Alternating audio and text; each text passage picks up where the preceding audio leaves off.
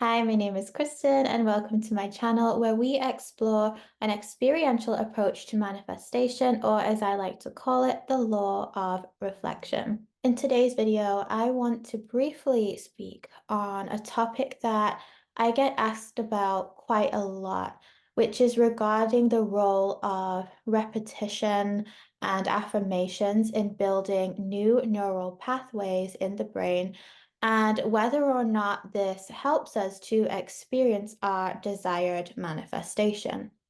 So, in short, my answer is yes, it can, but ultimately, it is absolutely not necessary at all. And it's also a little bit misunderstood. So, let me explain why. The brain is not creating or generating consciousness. Consciousness is the brain. God is the brain. God is all things. The organ that we call the brain is just a manifestation in consciousness. When the body physically dies, the brain activity stops, but consciousness does not. And because consciousness is who you truly are, that is why there really is no death, only the appearance of it, only the dissolving of the physical body. So if the brain is a manifestation in consciousness, so are the neural pathways in the brain. Now, scientific research has found that when we learn to control the thought activity and intentionally think different thoughts, i.e., more positive, empowering ones, that this changes the neural networks in the brain. And it does, this is correct. But the problem with this approach, and in me giving my opinion on this, I am not trying to discredit the field of neuroscience, but the one problem with this from a spiritual perspective is that it causes people to believe that new neural growth in the brain is responsible for causing your desires to manifest, and it isn't.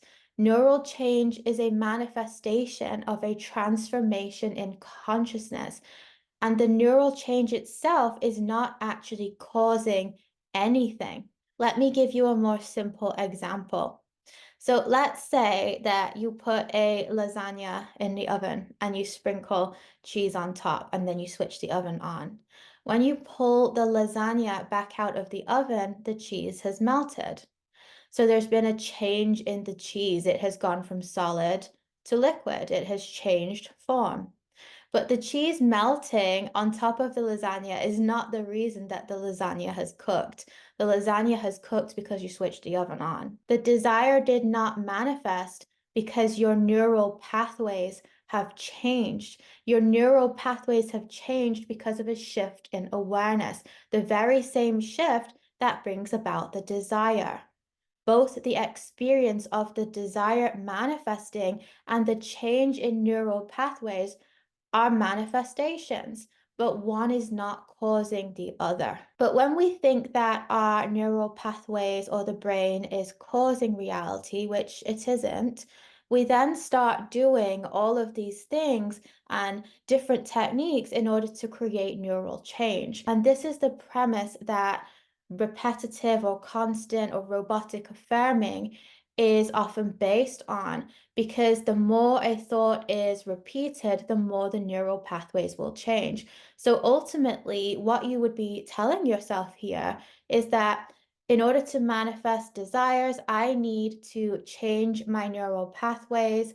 And in order to change my neural pathways, I need to repeat the same affirmation over and over and over, and only then will it manifest. But really, the desire manifests not because the neural pathways changed or because you said affirmations or did anything at all. It manifested as a result of your own shift in consciousness. The technique was just a permission slip, as it always is. So when people ask me, why do some people get amazing results with constant or robotic affirming, whereas some people don't?